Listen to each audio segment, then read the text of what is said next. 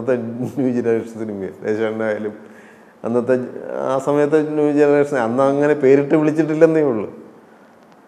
തീർച്ചയായിട്ടും ഇപ്പം ഈ ഇംഗ്ലീഷിൻ്റെയൊക്കെ അതിപ്രസരം വരുന്നുണ്ടെങ്കിലും പക്ഷേ അതിൻ്റെ പല പടങ്ങളിലും നല്ല മൊമെൻറ്റ്സൊക്കെ ഒരുപാടുണ്ട് സിനിമകളിൽ, പുതിയ ജനറേഷൻ്റെ സിനിമകളിൽ. എപ്പോഴും ലെങ്തി ഷോട്ട് ഇഷ്ടപ്പെടുന്നൊരു ആളാണ് ഞാൻ. ക്യാമറ എന്ന് പറഞ്ഞാൽ നമ്മളൊരു നല്ലൊരു ഫ്രെയിം ഉണ്ടാക്കി വെച്ചാൽ അത് മനസ്സിലാക്കണ തലയിൽ കയറുന്നതിന് മുമ്പ് അടുത്ത് ഷൂട്ട് പോയാൽ അത് നല്ല ക്യാമറ ആണെന്ന് എവിടെ നമ്മളെങ്ങനെ രജിസ്റ്റർ ചെയ്യും എന്നുള്ളതാണ്. അതിപ്പോൾ അങ്ങനത്തെ ചില സീക്വൻസ് മാത്രം എന്തെങ്കിലും ഇതിന് വേണ്ടിയിട്ട് വേണമെങ്കിൽ എളുപ്പം കട്ട് ചെയ്യാമെന്നല്ലാതെ ആ ഒരു ഇത് രജിസ്റ്റർ ചെയ്യാന്നുള്ളൊരു ധർമ്മമുണ്ടല്ലോ. ഇപ്പോൾ ഒരു നല്ല ലൊക്കേഷനായാലും ലൊക്കേഷൻ രജിസ്റ്റർ ചെയ്യുന്നില്ല, ആൾക്കാരുടെ അഭിനയം രജിസ്റ്റർ ചെയ്യുന്നില്ല, പിന്നെ അതിൻ്റെ മൂഡ് എന്തോന്ന് രജിസ്റ്റർ ചെയ്യുന്നില്ല. അതിന് മുമ്പേ അടുത്ത ഷോട്ട് നിന്ന് കഴിഞ്ഞാൽ പിന്നെ ആ സിനിമയ്ക്ക് ആ ഒരു ഷോട്ട് ഉണ്ടെന്ന് പറയാനും സംവിധായകർ അത് എന്താ കൂടുതൽ ചടുലമാക്കണം എന്നൊക്കെ പറഞ്ഞിട്ട് ചെയ്യുന്നത്. പക്ഷെ അങ്ങനെ ചടുലാവുമെന്ന് എനിക്ക് വിശ്വാസമില്ല.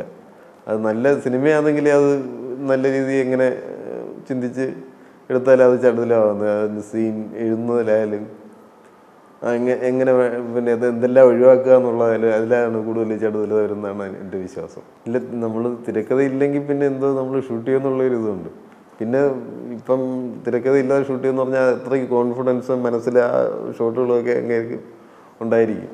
ഇൻ്റർനാഷണൽ കിട്ടുമ്പോൾ എന്ന് പറഞ്ഞാൽ നമുക്കൊരു സാറ്റിസ്ഫാക്ഷൻ എന്ന് പറഞ്ഞാൽ വേറെ വെളിയിൽ നിന്നുള്ള കുറേ സിനിമകൾ അതിനകത്ത് വരും. അതിനകത്ത് നമ്മളൊന്നായിട്ട് കൂടുതലും നമുക്ക് കൂടുതലും ചരിതാരത്തുള്ളൊരു കാര്യമാണ് എന്ന് പറഞ്ഞാൽ ഇവിടെ ഇപ്പം ഇന്ത്യയിലൊരു അവാർഡ് കിട്ടുമെന്ന് പറഞ്ഞാൽ ഇന്ത്യയിൽ ഉണ്ടാക്കുന്ന സിനിമകളുടെ മാത്രം കോമ്പറ്റീഷനായിരിക്കും നടക്കുന്നത്. എന്ന് പറഞ്ഞാൽ ലോകത്തുള്ള എല്ലാ ഭാഗങ്ങളിൽ നിന്നും വരുന്ന സിനിമയിൽ നിന്നും നമ്മൾ ഫസ്റ്റ് വരിക എന്നുള്ളൊരു നല്ല കാര്യമാണ്. കാറുകൾ മാത്രമല്ല, ഒരു 10-40 പഴയ വിളക്കുകളൊക്കെ എൻ്റെ കയ്യിലുണ്ട്. അതെല്ലാം ഇങ്ങനെ നമ്മളെ സാമ്പത്തിക പ്രശ്നം കണ്ട ഓരോ ഇതിലിങ്ങനെ കിടക്കുക എന്നുള്ളതേ ഉള്ളൂ. ഓരോന്നും നമ്മൾ പല ഇതാകുമ്പോൾ അതൊക്കെ നേരത്തെ കാറൊക്കെ പഴയ കാറൊക്കെ മെയിൻറ്റെയിൻ ചെയ്യുന്ന വേണമെങ്കിൽ നല്ല പൈസ ഉള്ളവർക്ക് വെക്കും. നമ്മുടെ ഒരു കാഴ്ചയുടെ ഒരു പഴയതിനോടുള്ള നമുക്കൊരു ഇഷ്ടം തോന്നുന്നു. പറഞ്ഞാൽ അതിൻ്റെ ഒരു രൂപമായാലും അതിൻ്റെ ഒരു ക്രിയേറ്റ് അത് എങ്ങനെ പഴയ വിളക്കുകളിലൊക്കെ ഇപ്പോൾ ഉണ്ടാക്കുന്ന വിളക്കുകൾ നോക്കിക്കഴിഞ്ഞാൽ അറിയാം പഴയതിൻ്റെ ഒരു മഹത്വം. അതുകൊണ്ട് അതിനോടുള്ള മൊത്തത്തിലൊരു ഇഷ്ടം തോന്നുന്നു. സിനിമ നമ്മളെ ഒരുപാട് ജീവിതാനുഭവങ്ങൾ പലരുടെയും ഇപ്പം ഒരു ഡയറക്ടറുടെ കൂടെ വർക്ക് ചെയ്യാന്ന് പറഞ്ഞാൽ അങ്ങേരുടെ ചിന്തയിൽ കൂടെ നമ്മളിങ്ങനെ കടന്നു വരും. എനിക്ക് തോന്നുന്നൊരു വലിയൊരു ബുക്ക് വായിക്കുന്നതിൻ്റെ അനുഭവം തന്നെ ഒരു സിനിമ നമുക്ക് തരുന്നത്. പിന്നെ നമ്മൾ പല ലൊക്കേഷനിൽ പോകുന്നു, അന്നേരം പല ജീവിത രീതികൾ കാണുന്നു, പല സ്ഥലങ്ങൾ കാണുന്നു. അന്നേരം അതെല്ലാം നമ്മുടെ ഇതിനെ ബാധിക്കുന്നുണ്ട്, നമ്മുടെ ഒരു ചിന്താഗതിയും നമ്മുടെ ആറ്റിറ്റ്യൂഡിനെയൊക്കെ ബാധിക്കുന്നുണ്ട്. അങ്ങനെ നമ്മളൊരു വേറെ ഉള്ളൊരു മീഡിയത്തിനെക്കാട്ടിയൊക്കെ നമുക്ക് ഒരു ചാരിതാർത്ഥ്യം തരുന്നൊരു അവസ്ഥയുണ്ട് സിനിമയ്ക്ക്. നമ്മളത് വർക്ക് ചെയ്യുമ്പോഴും ഒരുപാട് ആളുകളായിട്ട് ഇടപഴകാൻ പറ്റുന്നു, ഒരുപാട് സ്വഭാവമുള്ളവരെ നമ്മൾ ആയിട്ട് ഇൻറ്ററാക്ട് ചെയ്യുന്നു. അവരുടെ ഇപ്പം നമ്മളൊരു ലൊക്കേഷനിലായാലും ഒരു ക്യാമറ എന്ന് പറയുമ്പോൾ ഓരോരുത്തരുടെയും മൂഡിനനുസരിച്ചായിരിക്കും നമ്മൾ നിൽക്കേണ്ടത്. നമ്മൾ ആ ടെമ്പറമെൻറ്റ് കാത്ത് സൂക്ഷിക്കണം. അന്നേരം ഒരു സോഫ്റ്റായിട്ട് ഇത് പോകണമെങ്കിൽ പലരും ഇപ്പം നടിയിടമ്പ എന്ന് പറഞ്ഞാൽ അവരുടെ ടെമ്പറമെൻറ്റ് എപ്പോഴും അവരുടെ ഒരു മേധാവിത്വമുണ്ട്. മലയാള സിനിമയിൽ വേറെ സിനിമയിലുണ്ടോയെന്നറിയില്ല. അതനുസരിച്ച് നമ്മൾ നിൽക്കണം. അതിനെ അവരുടെ ഈഗോയെ ഹർട്ട് ചെയ്യാൻ പാടില്ല. അങ്ങനെ ഒരുപാട് ഇത് നമുക്കുണ്ട്. പ്രധാനമായിട്ട് എനിക്കെന്ന് പറഞ്ഞൊരു ഒരുപാട് നല്ല കഴിവുള്ളവരുണ്ട്. അന്നേരം സാധാരണ കോമ്പറ്റീഷൻ കൂടുതലാണ്.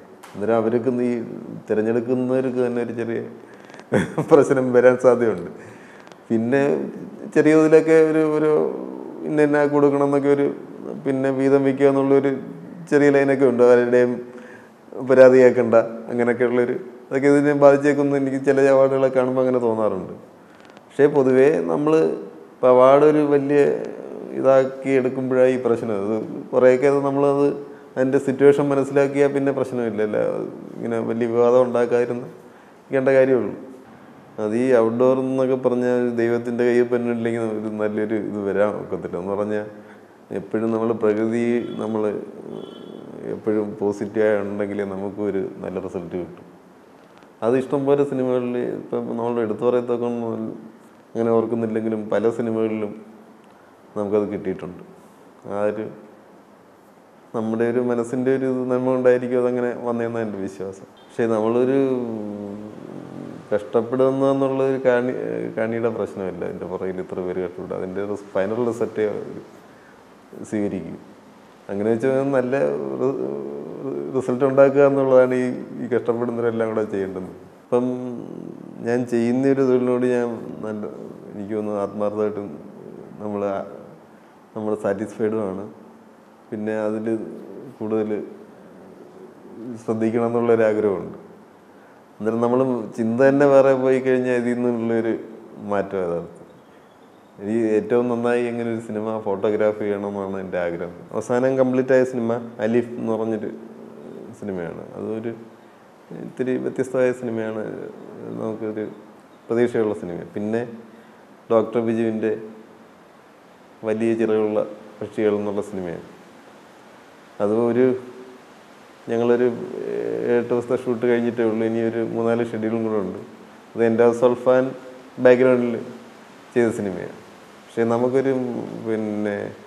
നമുക്ക് കാണാൻ ആഗ്രഹിക്കാത്ത ഒത്തിരി കാഴ്ചകളാണ് അതിനകത്തുള്ളത്. നമ്മൾ ഷൂട്ട് ചെയ്യുമ്പോഴായാലും നമുക്കത് എന്ന് പറഞ്ഞാൽ എൻഡോസൾഫാൻ ബാധിച്ചവർ ഉള്ളൊരു അവസ്ഥ നമ്മളിവിടെ നിന്ന് നമ്മൾ പേപ്പർ ഇതിലൊക്കെ വായിച്ചറിവിനെക്കാട്ടി വളരെ ക്രൂരമാണ് അതിൻ്റെ കാഴ്ചയും അവരുടെ ഒരു സിറ്റുവേഷൻസും ഒക്കെ.